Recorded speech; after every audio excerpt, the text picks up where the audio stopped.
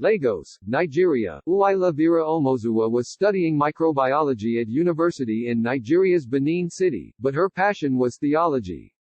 Even after she gained admission to the University of Benin last year, the 22-year-old didn't stop taking theological classes at a local parish of the Redeemed Christian Church of God in Edo State, her older sister Judith Omozuwa told CNN. But Omozuwa's life was cut short in a brutal attack. Last Wednesday the student was found dead, lying half-naked in a pool of blood at the church where she had been a member of the choir for many years, according to a church official. Despite the best efforts of doctors to save her life, Omozuwa, whom her family described as kind and intelligent, died days after the attack. She wanted to be a minister and preach the word of God. The church was her favorite place to be, Judith, 24, said by phone. That she was murdered where she always found peace is just devastating. Omozuwa usually went to the church on weekdays to study to avoid distractions from her siblings at home, her sister said.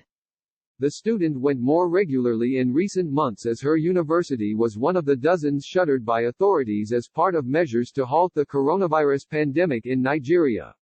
Uwaila Vera Omozuwa. On the day her sister was attacked, Judith said she walked with her to the gate of their home before she left for church, not knowing that it would be the last time she'd see her sister alive.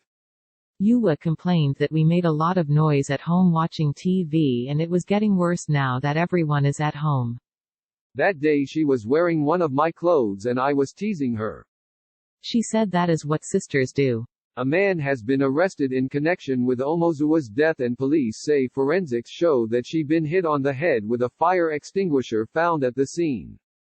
Edo Police Command spokesman Chidi Nuabuzor told reporters earlier this week, the item used in the assault, which was a fire extinguisher, was recovered. Immediately the operatives screened the fingerprints, which led to our suspect. Omozuwa's family told CNN that medics said she was raped, but the police have stopped short of calling it rape and instead described it as inhumane sexual assault. Rape is considered a stigma in most Nigerian families and it's extraordinary for her family to reveal that this happened to her, Amnesty International Nigeria Director Ose Ojigo told CNN. It shows how police are unwilling to even investigate rape cases and will rather probe murder allegations. Both are heinous crimes and none should be dismissed for the other, Ojigo said. CNN has made several attempts to reach the police team in charge of the investigation with no response so far. However, for the first time in recent years, Nigeria's police said it planned to strengthen its response to gender-based violence, adding that it had deployed special detectives across the country to work on gender violence cases. This is to strengthen and enhance the capacity of the units to respond to increasing challenges of sexual assaults and domestic, gender-based violence linked with the outbreak of the COVID-19 pandemic and other social ills within the country, the statement announcing the change said.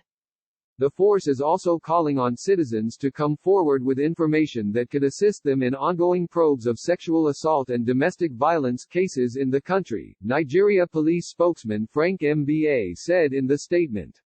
Violence against women is a daily reality in Nigeria, where 25% of girls have experienced sexual violence before the age of 18, compared with 10% of boys, according to a 2014 UNICEF study.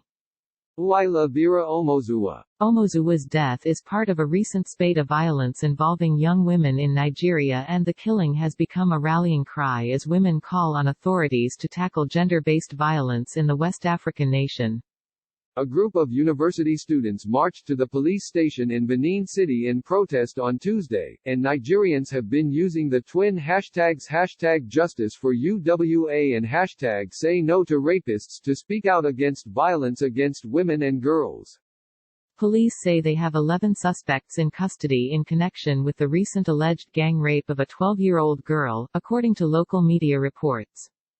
Just days after Omozuwa's death, another name was trending on social media, this time a teenage college student in the southwest of the country who was allegedly raped and murdered at her family home, according to local media reports.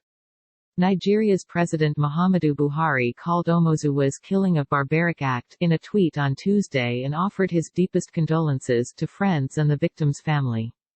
He added that he expects the Nigerian police to speedily and diligently investigate the case to ensure justice. Meanwhile, rights group Amnesty International has called on the Nigerian government to declare a national crisis on rape. No matter where you are in Nigeria, every woman and girl is at risk of rape. Ose Ojigo, Amnesty International. Amnesty's Ojigo told CNN that authorities need a zero-tolerance approach to end the violence targeted at women.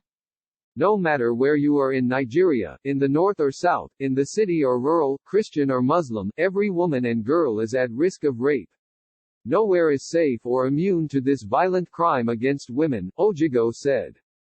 Nigeria's National Human Rights Commission said it was looking into Omozuwa's death and also released a video on Twitter asking Nigerian men to resist rape thoughts. Click here for more stories from the Is Equals series.